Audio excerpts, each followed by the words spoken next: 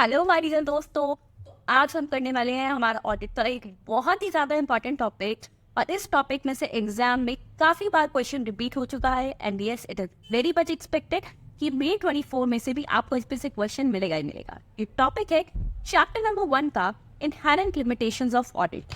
सबसे पहले तो ना आइए इसका मतलब समझते हैं। देखो इसका क्या मतलब होता है। जब हम ऑडिट करते हैं तो ये बात है कि मान लो अगर मैंने ऑडिट कर दिया सो कहना है से कि हाँ भाई मेरे ऑडिट करने के बाद जो मैंने कह दिया ना कि भाई इस जो पॉइंट है हमारा ये जो फाइनेंशियल स्टेटमेंट्स है इसमें एरर है। मैंने कहा भाई इस फाइनेंशियल स्टेटमेंट में ना कोई एरर नहीं है, कोई एरर नहीं है। अगर मैंने कह दिया तो क्या ये 100% है?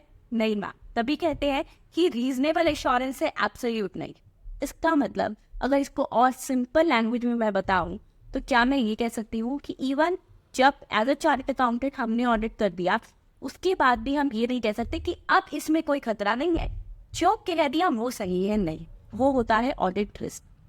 ऑडिट रिस्क का मतलब होता है कि ऑडिट करने के बाद भी हो सकता है कि जो ऑडिटर ने कहा उसका उल्टा, उसका रिवर्स भी हो सकता है कि ऑडिटर कह रहे हैं एरर नहीं है, स्टिल एरर हो सकता है ना। ऐसा क्यों है?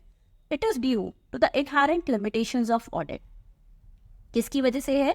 इनहेरेंट लिमिटेशंस ऑफ ऑडिट, यानी ऑडिट के अंदर ऑडिट प्रोसेस में कुछ ऐसी आज भी ऐसी कमियां हैं, ऐसी लिमिटेशंस है जिसकी वजह से एक ऑडिटर 100% एश्योर नहीं कर सकता कि हाँ भाई जो हमने कह दिया वो सही है। तो अब हमें तो ऑडिटर बनना है, बिल्कुल ऑडिट का एग्जाम बहुत अच्छे से क्लियर करना है। तो ये जानते हैं कि ऐसी कौन कौन सी इनहेरेंट लिमिटेशंस हैं। तैयार हो मेरे साथ? तो फटाफट से मैसेज कर दो कि हाँ ma'am we are ready to do this. Okay, now let's start student. तो कि ये जो पहले अच्छा आपको एक इंपॉर्टेंट बात भी बता दूं कि ये जो इनहेरेंट लिमिटेशंस ऑफ ऑडिट वाला टॉपिक है ना, बहुत बार ऐसा हो चुका है कि इसमें से क्वेश्चन रिपीट हो चुका है। ठीक है, ओल्ड सिलेबस में भी हुआ है and it is very much expected कि न्यू सिलेबस में आपको इस बार जो है स्टूडेंट्स ये क्वेश्चन एग्जाम में मिलने के बहुत ज़्यादा चांसेस है। May 24 में तो स्पेशली बहुत चांस है। ठीक है, आइए देखते हैं। So let's do it students. Inherent limitations of audit, कितनी तरीके की ऐसी इनहेरेंट लिमिटेशंस हैं भाई जो हमें लगनी है कि हाँ ये हमें मिल सकती है। तो ये है स्टूडेंट्स, पहली होती है फाइनेंशियल रिपोर्टिंग का नेचर, ऑडिट का नेचर। फिर होता है टाइम का जो है आपको बैलेंस करना होता है। अभी एक एक करके समझानी हूँ मैं आपको। ठीक है, after that it is about कि हाँ उसको लग रहा है कि ऑडिट जो एविडेंसेस दिए गए हैं वो उसको सही से नहीं दिए गए। आइए देखते हैं एक एक करके कि ये क्या है। अब स्टूडेंट्स ये क्वेश्चन जैसे हम याद करेंगे ना उसके लिए मैंने एक मेमोरी टेक्निक बनाई है। एक तो उस मेमोरी टेक्निक को लिख लो, ठीक है, फटाफट से अपने नोट्स में लिख लो। That is inherent limitations of audit. Memory technique is if to eight. क्या मेमोरी टेक्निक है? If to eight. करें अब इसको, ठीक है। इफ टू एट लिख दो बिकॉज पेपर में आएगा तो फिर माइंड में रहेगा हाँ जी इफ टू एट। अब आई का मतलब क्या है इसमें, आइए देखते हैं स्टूडेंट्स। आई का मतलब है सबसे पहले तो जी भाई ये जो ऑडिट है ना ये कोई इन्वेस्टिगेशन नहीं है, it is basically an audit. तो हम ये नहीं कह सकते कि हाँ हमने तो इसको इन डेप्थ जाकर देख लिया कि इसमें कोई गलती नहीं थी। मान लो बैलेंस शीट की साइड है, ठीक है, कोई असेट है, मैंने देख लिया एज एन ऑडिटर, ठीक है, अच्छा मशीनरी आई है, इसका ये बैलेंस है, यहाँ से आई है, ठीक है, मैंने उसका डॉक्यूमेंट चेक कर लिया, बिल चेक कर लिया। उसका और ज्यादा एज एन इन्वेस्टिगेटर यानी उसको हमने क्रिटिकल एग्जामिनेशन नहीं किया, तो इसी वजह से हो सकता है कोई ना कोई गलती वहां रह गई। ठीक है, तो पहला तो स्टूडेंट्स यहाँ पर क्या है कि ऑडिट कोई इन्वेस्टिगेशन नहीं है। हम पहले भी कर चुके हैं इसको शॉर्ट मार्क्स वाले क्वेश्चन में कि ऑडिट जो है वो इन्वेस्टिगेशन नहीं है। That's why as an auditor हम ये नहीं कह सकते कि हम एब्सोल्यूट एश्योरेंस दे रहे हैं कि ये जो हमारी फाइनेंशियल स्टेटमेंट्स हैं they are free from material the statement. ठीक है, हम कौन सा एश्योरेंस देते हैं? Reasonable assurance. तो देखो स्टूडेंट्स, फर्स्ट यहाँ पर हमारे पास आता है कि भाई ऑडिटर हमें क्या कह रहा है? ऑडिटर हमें ये कहता है कि हम एब्सोल्यूट एश्योरेंस दे रहे हैं नहीं, एब्सोल्यूट नहीं दे रहे, रीजनेबल दे रहे हैं। The reason being it is not in nature of investigation. पहला हमारे पास है कि भाई ऑडिट जो है ना कि इन्वेस्टिगेशन नहीं है। This is the first inherent limitation. अगर ऑडिट एक इन्वेस्टिगेशन होता, हर पार्ट का क्रिटिकल एग्जामिनेशन करते जो शायद पॉसिबल भी नहीं है due to the time constraint, तो अगर बट ऐसा होता तो ऑब्वियसली फिर कैसे कोई गलती रह जाती। ठीक है, तो पहली inherent limitation, audit is not an investigation. Second मैंने आपको बोला इफ टू एड, क्या बोली memory technique, if to add. तो ये एफ का क्या मतलब है? एफ का मतलब है student nature of financial reporting. ये क्या है? देखो एक बात बताओ स्टूडेंट्स, मैंने आपको क्या बताया था कि ऑडिटर्स के स्कोप में क्या क्या नहीं आता। प्रीवियस हमने लेक्चर में क्या बात करी मैम, ऑडिटर के स्कोप में अकाउंट्स को तैयार करना नहीं आता, अकाउंट्स को चेक करना बोला था मैंने। तो भाई अकाउंट्स को फिर तैयार कौन करता है? अकाउंट्स को यानी कि फाइनेंशियल स्टेटमेंट्स को मैनेजमेंट प्रिपेयर करती है। अब स्टूडेंट्स क्योंकि वो मैनेजमेंट प्रिपेयर करती है ना, तो कई जगह ऐसा होता है कि मैनेजमेंट अपने बेसिस पर ये जो है डिसीजन लेती है कि हमें कौन सा मेथड अप्लाई करना है, या फिर वो अपनी जजमेंट्स कहीं पर अप्लाई करते हैं, ठीक है ना। तो उसकी वजह से अब फाइनेंशियल रिपोर्टिंग जो है वो मैनेजमेंट ने करी है, अकाउंट्स मैनेजमेंट ने बनाए हैं, उनके डिसीजन उनके जजमेंट के बेसिस पे बने हैं। तो हो सकता है भाई वहाँ पे कोई ना कोई गलती रह गई, ठीक है। सो यहाँ पर सेकेंड हमारे पास आता है नेचर ऑफ फाइनेंशियल रिपोर्टिंग। देखो फाइनेंशियल रिपोर्टिंग यानी फाइनेंशियल स्टेटमेंट्स किसने बनाए हैं? वो हमारी मैनेजमेंट ने बनाए हैं, अपने अकॉर्डिंग बनाए हैं, सर्कमस्टांसेस आइडेंटिटी को देखते हैं मैम। लेकिन अकाउंटिंग स्टैंडर्ड्स के अकॉर्डिंग बनाए, बिल्कुल बनाएंगे, एएस के अकॉर्डिंग बनाएंगे, एप्लीकेबल एफआरएस के अंडर बनाए हैं। बट स्टिल स्टूडेंट्स बात सुनना, ये जो वर्ड्स मैं रिपीट करती हूँ ना ऑडिट की क्लास में, they are very important. Applicable FRS के अकॉर्डिंग बनाए हैं, लेकिन स्टिल जब भी हम अकाउंट्स प्रिपेयर करते हैं उसमें कोई कहीं ना कहीं हमारी जजमेंट्स भी होती हैं। फॉर एग्जाम्पल हो सकता है उन्होंने WDV मेथड लगाया हो, एज एन ऑडिटर मुझे लगता है अगर SLM होता तो ज़्यादा सही रहता, तो वो उनका सब्जेक्टिव डिसीजन था, मुझे तो वही चेक करना है। तो that's why the nature of financial reporting affects a lot, कि वहाँ पर हो सकता है गलतियाँ रही हैं, ठीक है। कि मैं ये नहीं कह सकती उसकी वजह से कि they are 100% free from material misstatements. Okay, तो क्या है स्टूडेंट्स फाइनेंशियल रिपोर्टिंग की नेचर, फाइनेंशियल रिपोर्टिंग की नेचर, ठीक है। सो ये जो इफ टू एट का एस है ना, ये इसी के लिए है, that is for the financial reporting, clear. Third हमारे पास आता है, मैंने बोला इफ टू एट, तो भाई ये सेकेंड एफ क्या कहता है, अब वो बात देखते हैं। Second F is for the future events. मतलब देखो स्टूडेंट्स, हमें नहीं भी कांट प्रेडिक्ट द फ्यूचर, ठीक है। हमने क्या किया एज एन ऑडिटर, मैंने वहाँ पर जाके चेक किया, और मान लो मैं किसी बैंक को बोल रही हूँ, हाँ जी बैंक जो होते हैं ना वो भी ऑडिटेड रिपोर्ट मांगते हैं कि हम आपको लोन दे रहे थे, तो आप अपनी ऑडिटेड रिपोर्ट हमें दो। भाई जहाँ पर जो एक चार्टर्ड अकाउंटेंट कह रहा है हाँ ये बिजनेस ग्रो कर रहा है, ठीक है, ठीक है। अब उनको ऑडिट किया, उनकी पास्ट इवेंट्स के लिए ऑडिट कर रहे हैं, जो हो चुका हम उसको ऑडिट कर रहे हैं। कल को मार्केट में कुछ चेंज हो गया, अब होता ही है मार्केट जो है बहुत जल्दी चेंज करती रहती है, मार्केट की कंडीशन, या मान लो कोई नया बिजनेस मॉडल आ गया मैम, मतलब अब आपको पता होगा अब टच स्क्रीन मोबाइल है, ठीक है। पहले क्या होता था, वो लैंडलाइन होता था जिसमें हम ऐसे जो ऐसे घुमाने वाला लैंडलाइन था। अब उसकी वजह से जब एकदम मोबाइल्स आए होंगे तो बहुत ज़्यादा क्या हुआ, रैपिड चेंज आया मार्केट में, उनकी मार्केट जो है डाउन हो गई। तो ये जो चेंजेस होते हैं that is a future events, इसकी वजह से भी हम नहीं कह सकते कि ये जो कंपनी है ना हमारी ऑडिटेड रिपोर्ट के अकॉर्डिंग ये 20% का प्रॉफिट अर्न कर रही है। हो सकता है पिछले 10 सालों से कर रही हो, अगले साल पे ना करे। तो ये जो फ्यूचर इवेंट्स होते हैं they are also inherent limitation of audit, clear लिखो स्टूडेंट्स। तो क्या हो गया हमारे पास थर्ड पॉइंट यहाँ पर, फ्यूचर इवेंट्स, फ्यूचर इवेंट्स लिखिए यहाँ पर, फ्यूचर इवेंट्स, ठीक है। That is if to F के दोनों हमने यहाँ लिख लिए। फिर हमारे पास आती है ए का मतलब है nature of audit reports, nature of audit procedure basically. अब मैम इसका क्या मतलब है ये भी बताती हूँ, देखो स्टूडेंट्स। अच्छा हाँ, एक इंपॉर्टेंट बात और वो ये है कि नेचर ऑफ ऑडिट प्रोसीजर में से ना RTP नवंबर 21 और RTP नवंबर 22 दोनों में क्वेश्चन गिवन थे, तो हाँ ये इंपॉर्टेंट तो है।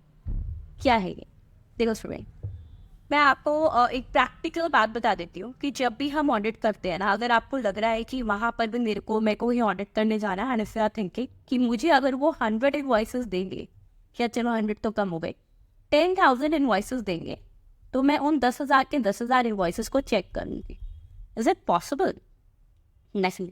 अभी आपको लग रहा होगा अरे ऐसे कैसे, हमें अगर उन्होंने कहा है भाई हम तो करेंगे, नहीं कर सकते। आपके पास एक ऑडिट नहीं होता, बहुत सारे ऑडिट होते हैं, ठीक है। So you don't have that much time कि आप 10,000 इनवॉइसेस को चेक कर, फिर इसका मतलब हमने सारे इनवॉइसेस को चेक नहीं करा, सारे डॉक्यूमेंट्स को चेक नहीं करा, हमने करी है टेस्ट रिपोर्टिंग, या फिर मैं बोलूँगी टेस्ट एग्जामिनिंग, टेस्ट सैंपल्स हमने लिए हैं। मतलब उसमें कुछ टेक्निक्स लगा के या फिर रैंडमली हम कुछ सैंपल्स को सिलेक्ट करते हैं, उनको चेक करते हैं। तो यानी स्टूडेंट्स वहाँ पर ऑडिट में 100% चेकिंग नहीं होती। लगा झटका? हाँ जी, असलियत यही है कि ऑडिट में 100% चेकिंग नहीं होती, रैंडम चेकिंग होती है। उसकी वजह से भी स्टूडेंट, उस ऑडिट प्रोसीजर के नेचर की वजह से भी हम ये कभी नहीं कह सकते कि भाई ये जो फाइनेंशियल स्टेटमेंट्स हैं they are 100% free from material misstatement, क्योंकि हो सकता है हमने जो इनवॉइस छोड़ दिया था, नहीं चेक किया, उसी में गड़बड़ हो। Clear done? तो एक तो ये बात हो गई। और क्या है स्टूडेंट्स की जिसकी वजह से है कि मैम, और ऐसा कौन सा ऑडिट प्रोसीजर है जो आपको लग रहा है कि ये भी लिमिटेशन है स्टूडेंट? वो ये है, अकाउंट्स को चेक करना हमारी जिम्मेवारी, अकाउंट्स को बनाना मैनेजमेंट की जिम्मेवारी। ठीक है, तो हो सकता है स्टूडेंट्स उन्होंने प्रिपेयर करते टाइम पर ही कुछ ना कुछ इन्फॉर्मेशन हमें कंप्लीट दी नहीं, जिसकी वजह से वो बात पता ही नहीं चली। ठीक है, मैम इनवॉइसेस चेक कर लो, डेफिनेटली ना तो इनवॉइस दिया, ना अकाउंट्स में लिखा, ना स्टेटमेंट में दिखा रहे हैं क्योंकि कैश ट्रांजेक्शन कर दी, कहाँ से चेक करें फिर? ठीक है ना, हम कोई जिन थोड़ी ना है कि अरे भाई ठीक है हम भी कोई जादू कर रहे हैं, नहीं ना। अगर हमें आप डॉक्यूमेंट नहीं दे रहे, हमें आप अकाउंट्स में नहीं दिखा रहे, उसको आपने बैंक ट्रांजेक्शन भी नहीं करी, तो कैसे पता करें? ठीक है, तो ये एक अलग जो है इनहेरेंट लिमिटेशन है ऑडिट प्रोसीजर की। फिर होता है, एक होता है एरर। एरर होता है गलती से किया हुआ, फ्रॉड होता है जानबूझकर किया हुआ। यानी अगर उस पर्सन ने सच में इस तरीके से उस फ्रॉड को, मैनेजमेंट या किसी भी पर्सन ने जो कि फ्रॉड कर रहा है कंपनी में, उसने इस तरीके से डिजाइन कर दिया कि कोई इसको पहचान ही नहीं पाएगा, तो फिर ठीक है भाई, अब ऑडिटर जो है इतना नहीं कर सकता, बिकॉज कुछ ना कुछ प्रूफ होगा तो ऑडिटर पकड़ पाएगा। उसने ऐसा कर दिया कि कोई प्रूफ ही नहीं छोड़ा, तो फिर इन दैट केस ऑल्सो वो जो फ्रॉड है वो बहुत केयरफुली डिजाइन किया है, तो भी ऑडिट प्रोसीजर से पता नहीं चलेगा। That is again an inherent limitation of audit procedure. सब लिखा हुआ है, मैं भी आपको बुक से पढ़ाऊंगी, भी अभी सिर्फ एक बार समझ लीजिए। अगेन स्टूडेंट्स, ऑडिट एक ऐसा प्रोसीजर है जो ऑफिशियल इन्वेस्टिगेशन नहीं, क्लियर? तो अब उसमें एब्सोल्यूट एश्योरेंस वैसे भी नहीं दे पाते। अब एक एक करके हम ये नेचर ऑफ ऑडिट प्रोसीजर को करते हैं। आइए स्टूडेंट्स, ठीक है, जस्ट वेट इट आउट, आ जाइए। So let's do it. अब स्टूडेंट्स यहाँ पर बात आती है, भाई देखो जैसा मैंने आपको बोला, ऑडिटर जो है, the auditor carries out his work by obtaining audit evidence through performance of audit procedure. वो ऑडिट एविडेंस लेता है, ऑडिट के लिए प्रूफ्स लेता है, डॉक्यूमेंट्स चेक कर रहा है, लेकिन ये प्रैक्टिकल और लीगल लिमिटेशन है कि हम सारे एविडेंसेस को चेक नहीं कर सकते। कैसे? वो देखो स्टूडेंट, उसने सारे नहीं करे, कुछ टेस्ट बैलेंसेस कर लिए, यानी कुछ रैंडम सिलेक्शंस कर लिए। ठीक है, इसको हम ऑडिट लैंग्वेज में कहते हैं test transaction and balances. Okay, यहाँ पर मतलब देखिए, ऑडिटर जो है वो सारे के टेस्ट और ट्रांजेक्शन एंड बैलेंसेस का मतलब है कि वो सारी ट्रांजेक्शन और बैलेंसेस को टेस्ट नहीं कर सकता। वो क्या करता है, कुछ रैंडम सैम्पलिंग लेता है। फिर हमने पढ़ा था सेकंड इसका, कि हो सकता है मैनेजमेंट ने कंप्लीट इन्फॉर्मेशन ही ना दी गई हो, तो again an inherent limitation of audit procedure. Fraud जो है वो सोफिस्टिकेटेड डिजाइन कर दिया, और ऑडिट जो है वो एक इन्वेस्टिगेशन नहीं है। क्लियर? तो हमारे पास वो लीगल पावर्स भी नहीं होती स्टूडेंट कि हम उसमें इतना ज़्यादा सर्च कर सके, या फिर हम जो है इंक्वायरीज उस लेवल पर कर सके, वो पावर भी नहीं। ठीक है, मैंने आपको बोला था इफ टू एक्ट, तो आई हो गया, that is not investigation. S, financial reporting के लिए भी हमने पढ़ लिया, फ्यूचर इवेंट्स के लिए भी कि क्या लिमिटेशन है। ए, ऑडिट प्रोसीजर की लिमिटेशन। अब आता है टी, स्टार्ट है टाइमलीनेस। देखो स्टूडेंट्स, अब ये क्या है, क्या होता है ना, जब हम ऑडिट कर रहे हैं, अब ऐसा तो है नहीं हमने एक ही साल को ऑडिट करा, मान लो बहुत सालों से वो पर्सन एज एन ऑडिटर कोई कंपनी है ऑडिट कर रही है, किसी कंपनी को ऑडिटर ऑडिट कर रहा है। अब हुआ क्या, उसने स्टूडेंट्स 2 साल, पिछले 2 साल के बेसिस पर उसने थर्ड ईयर है उसको ऑडिट कर दिया, कि पिछले 2 साल जो 2 साल है उसकी डॉक्यूमेंट्स के बेसिस पर या उसकी इंक्वायरीज के बेसिस पर उसने थर्ड ईयर का जो है अपना जो ऑडिट कर दिया। एक बात बताओ मुझे, क्या ये सही था? नहीं, क्योंकि हो सकता है timeliness of information plays a very important role.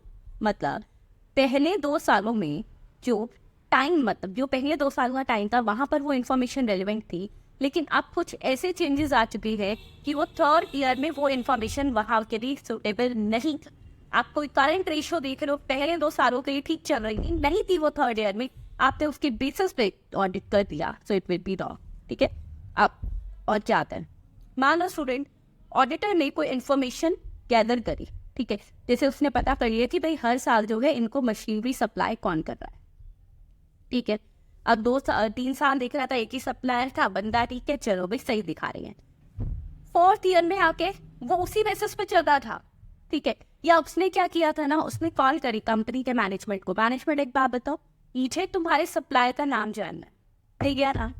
वो देने आया नाम 2023 के सप्लायर का नाम, उसने 2024 में पकड़ाया। और 2024 का जब ऑडिटर ऑडिट कर रहा था, उसने उसी नाम को कंसिडर कर लिया। क्या ये सही था? नहीं हो सकता है, तब चीज हो गया। देखिए तो पिछले साल की इन्फॉर्मेशन थी, तो अगर टाइमली इन्फॉर्मेशन नहीं मिल रही ना, so it is again a very very inherent limitation of audit, क्योंकि फिर उसने अपना ऑडिट जो है पास्ट इन्फॉर्मेशन के बेसिस पे कर दिया, तो शायद अब रेलिवेंट नहीं थी। क्लियर? ये थी students inherent limitations of audit. अभी की अभी लिख लो, इफ टू एट, हमेशा रिपीट कर लो, कितनी इनहेरेंट लिमिटेशन है? 5 इनहेरेंट लिमिटेशंस है। आई फॉर ऑडिट इन्वेस्टिगेशन नहीं है, F for nature of financial reporting, F for future events जो है, ए फॉर ऑडिट प्रोसीजर का